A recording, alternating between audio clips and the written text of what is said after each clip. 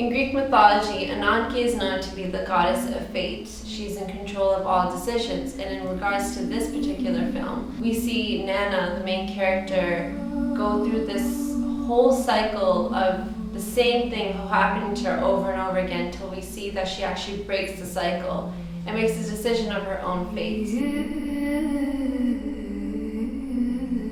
I think for me, dating violence is such a huge topic because at one point I looked around at my friend circle and everybody that I was close to had been in some sort of abusive relationship, and it was then that I knew that I wanted to explore dating violence through photography or film or some sort of medium. I knew that it was an extremely important topic, and I think especially because dating isn't even something that is allowed in our culture, so I think that really exacerbates the situations and the problems when a young woman might find herself in a violent relationship. I came up with this story about 2 years ago. Just the idea of it being repetitive, where it's just a cycle of continuously the same situation over and over again, the same scenario.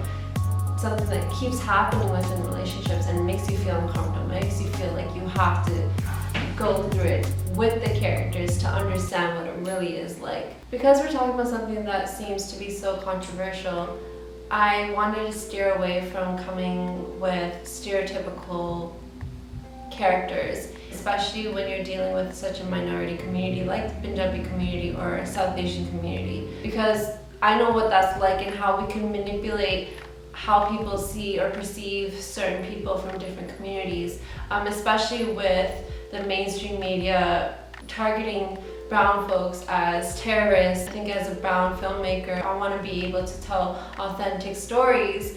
Most of my friends, my cousins, my family members have gone through it, and I think that for me is so important to tell their story. I know that they find themselves in these situations and end up marrying their abusers. These are reasons why it's important to stop it right away and see it firsthand and be able to address it fully and honestly. Veed, who is played by Seth Moen, a lot of people have known him from Ananke.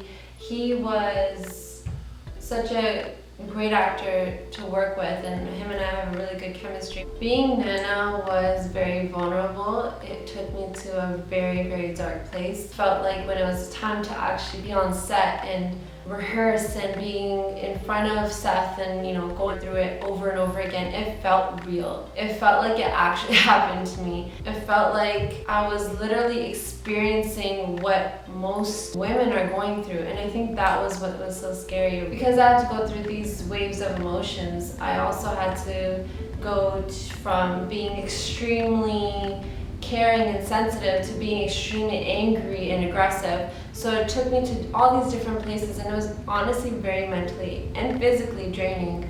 I can say that for Seth as well, where he felt that it just became almost a part of him, and he felt super angry and negative afterwards as well. So it's not as easy as it looks to switch in and out of being the character and being yourself, something that I've never experienced before. Because I had a set full of women, it was a lot more easier, and I felt more safe, and I felt like I can go to those places because I had that support on set. A lot of people would think I would want young women to watch it because it's written for, or it would seem that it's written for young women. I think for me, I think the most important audience is the entire community. It's not a young woman that's dealing with the abuse that needs to watch it.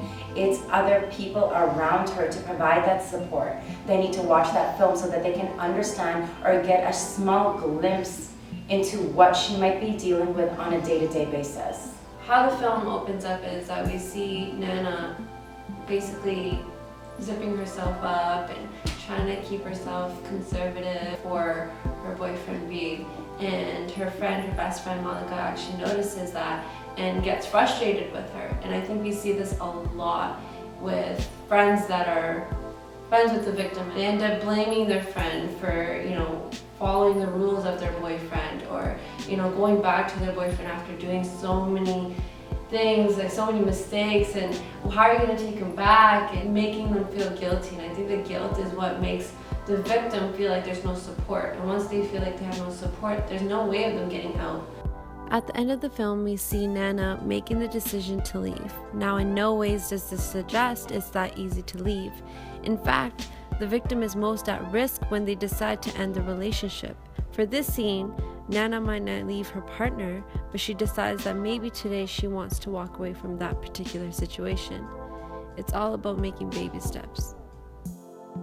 When someone finds themselves in an abusive relationship, it's not something someone was dreaming from childhood. Oh, when I grow up, I'm going to be in an abusive relationship. I think you end up just finding yourself in a situation and you don't know how you got there. And it's overwhelming and you're scared and you love somebody and you don't understand why love would look this way. The best thing to do as a friend or as a supporter or as a sister or whoever it is to really unpack and really look at the situation without victim blaming. So without blaming the victim, instead of asking the questions, well, why does she stay? Well, why does she go back? I think the more important questions to ask are, well, why is he doing that in the first place? And if he is doing it, well, where did he learn it from? And why does he think it's okay? And why does he continue to do it? I think that's important. And I think when it comes to time for supporting the victim, it's not your timeline. It's not like, oh, okay, last time he did this and you didn't leave, so now when he does this, you have to leave. I think it's understanding the complexities of situations, being a shoulder to cry on, and realizing that if it's a really serious situation and you feel that her life is being threatened, then it's reaching out for help to the authorities or whoever needs to be told. But I think it's really supporting the victim with no judgment. There's also a thing called compassion fatigue. I know that can get really frustrating for a lot of folks to see their friends going through these horrible, horrendous situations, but they're just not listening. What we can do is, again, being able to provide other ways, for example, a safe space, financial support, being there with them to get those resources, just so many other ways of how they can find the right support in the right time whenever they're ready. We can't pressure it, we can't force it. They're gonna want to step away from it, and you just have to be there to know that you're holding on to a really thin string. You need to be there to hold on to that, because once it's gone, it's gone. That's one of the things that abusers do first, is to isolate the victim. Exactly. It's you want to cut off their support networks, because once you cut off their support networks, you're that much more in a small world. And then it's easier to brainwash, it's easier to manipulate, it's easier to victimize that individual once their entire support system is cut off.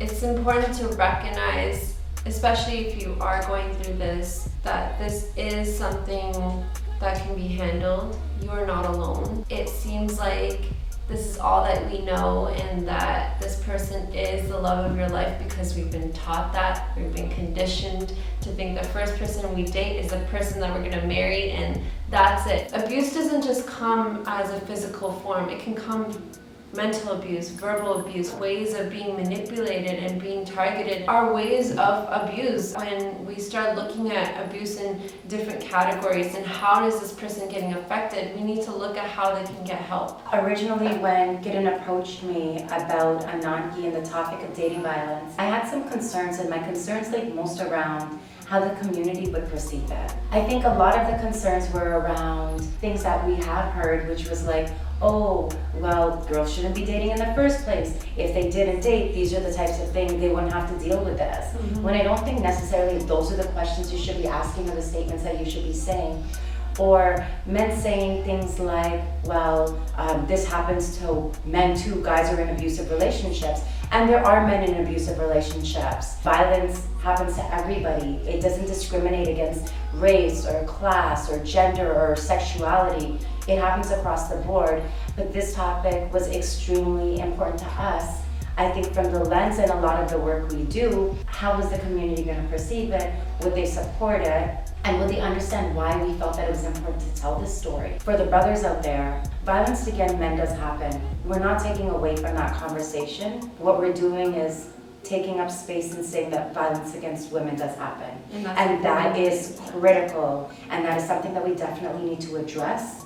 And this is our way of doing it. I think we also learn a lot of about abuse by what we see, and you know, it might be just what we see at home, or it might be what we see in the media. For example, in Bollywood, you know, we romanticize the idea of abuse and what love is supposed to look like. The guy coming and following and stalking, harassing, and then threatening her, you know, being aggressive, manhandling her. A lot of people don't realize that that's something that we're taught at a very young age, and we're conditioned to believe that this is normal. So when we see it, people going through it, we don't really think it's something that's out of the ordinary. It's very, very common. There's an idea or a conception of the abuser that, oh, I would know if somebody is abusing.